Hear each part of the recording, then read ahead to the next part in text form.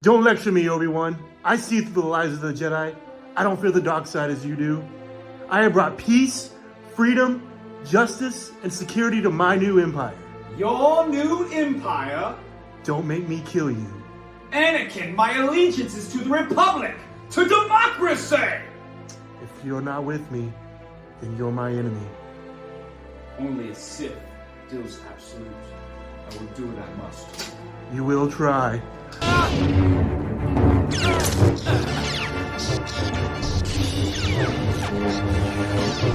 Welcome back to Fandom Fix. My name's Ty, that's Austin, that's Roman, and we are here to celebrate the 20th anniversary of Revenge of the Sith.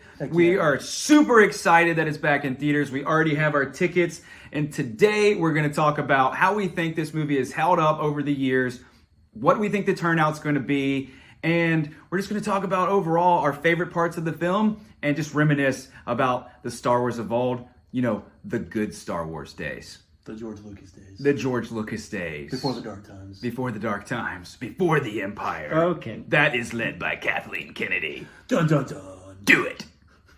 Do it. Killer. Kill Star Wars. Do it. Let the past die. Let the past die.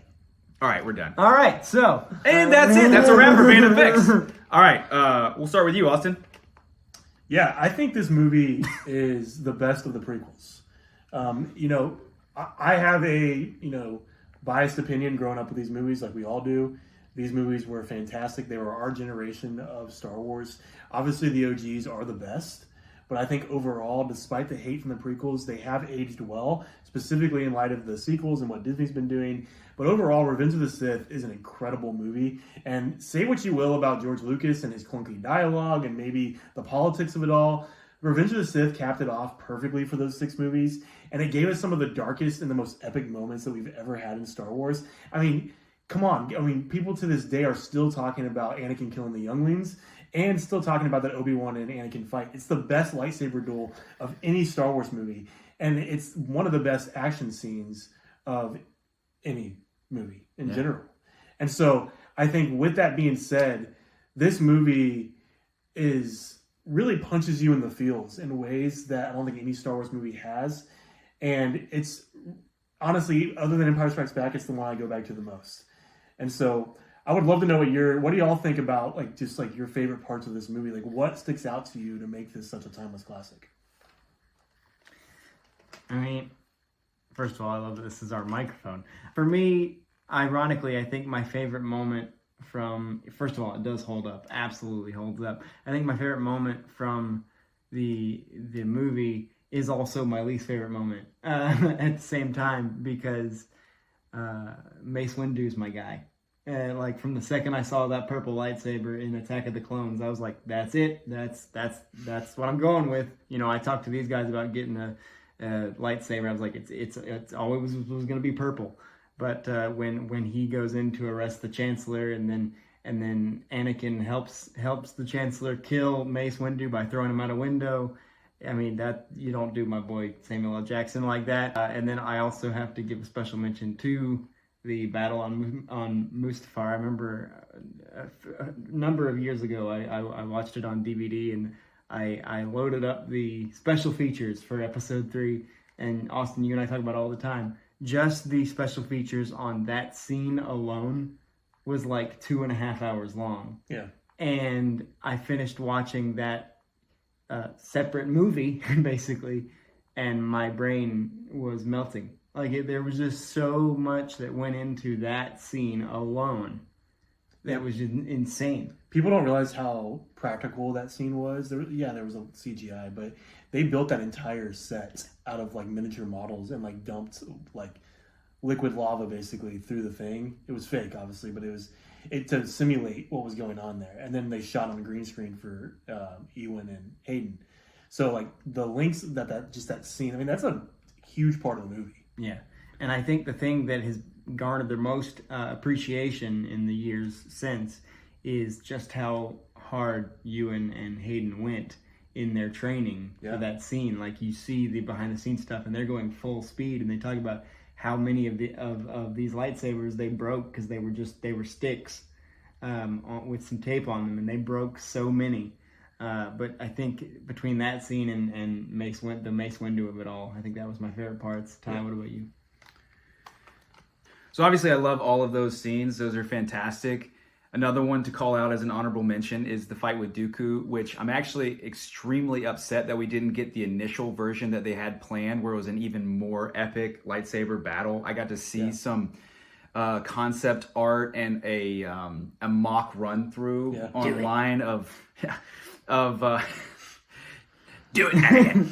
I got to see a mock run through of what could have been, and there was some really cool fight choreography that went on. It's a much longer fight. Longer fight. Speaking of that, Austin, you actually made me. You didn't make me, but it made me. But when you told me that the scene with Mace Windu is much longer in the books as well. Yeah. So it made me want to read the novelization. Oh, that novelization by Matthew Stover is some of the best writing. So I literally went and bought it right after we had that conversation.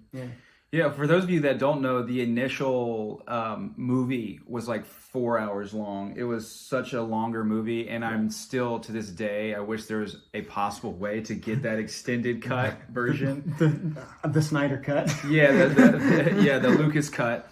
But honestly, for me, what really sat on me and just was heavy on me always was the love that Padme had for Anakin, even after he completely, 99.9% turned to the dark side. When she's saying there's still good in him, I think the scene that I've talked about in numerous episodes is when Anakin is at the Jedi Temple.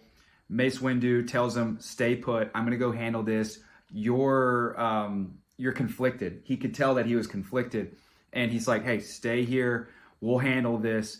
And the music and the mood changes. The sun's kind of shining on Anakin. He's looking out across. And then obviously you see Padme looking out. And it's like they have a connection. And he has tears running down his eyes like, I know what I'm about to do. And it's going to change my life forever. But he feels like he has to do that.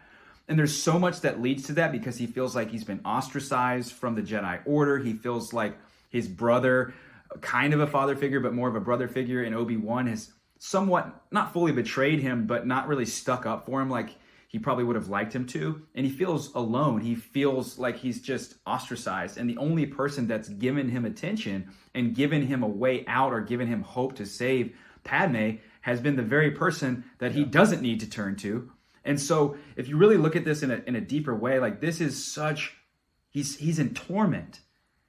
And the acting done by Hayden Christensen in this scene, I think, is so good, and it doesn't get enough credit for how much better he was in episode 3 versus episode 2 with his acting. Agreed. And the love portrayed for Padme, and that to me was so strong and so powerful, and then it just made the betrayal that much worse. And oh my gosh, I get chills just thinking about it. And then lastly, when one of the last scenes of the entire movie, when we're having the funeral for Padme, and she's wearing the carving that Anakin had made for her from the Phantom Menace, and it's just so sad to me. And no matter how many times I watch this movie, I want him to make the right decision instead of the wrong decision. I want him to turn from his wicked ways and repent and go the exact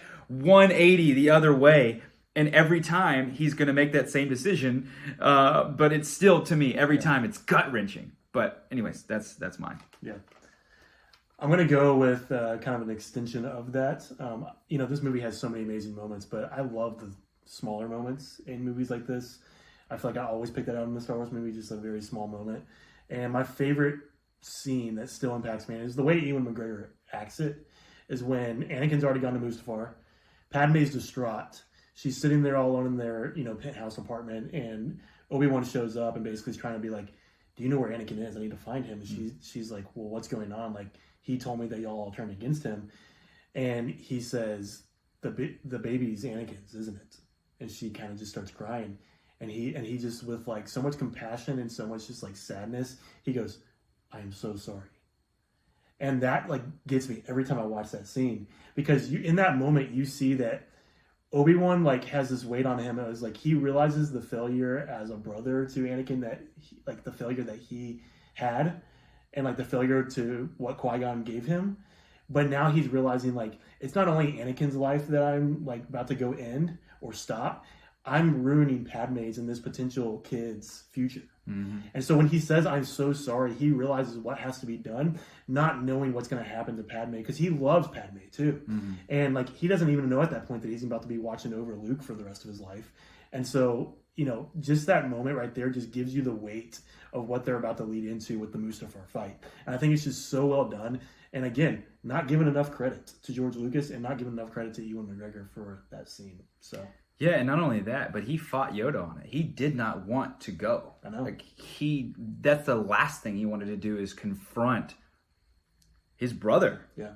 So sad. One final note that I'll say, and I know that these movies are made in trilogies, but I often, when I think about it, you know, you have the original trilogy, which obviously you could say Episode 4 stands alone, almost on its own.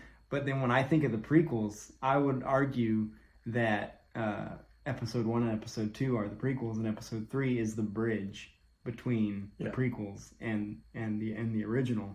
That I almost don't consider Episode 3 one of the prequels because it connects all the dots finally. Mm-hmm. But yeah, no, I agree. Great point.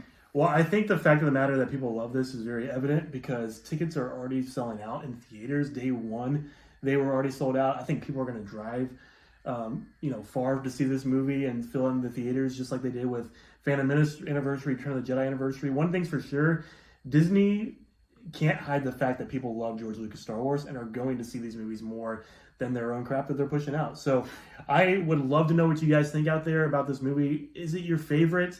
What is your favorite parts of this movie? Are you excited to see it in theaters? What do you like? Tell us about what you're doing with your friends. All that kind of stuff. We would love to know your love for Revenge of the Sith, because the more we talk about this, the more Disney will realize what the fans want, and we may get eventually the downfall of Kathleen Kennedy. That's right. So, power of the people. Power of the people. Power of many. dun, dun, dun, dun, dun, exactly. Dun, dun. But until next time, we are Phantom Fix, and may the Force be with you. Always.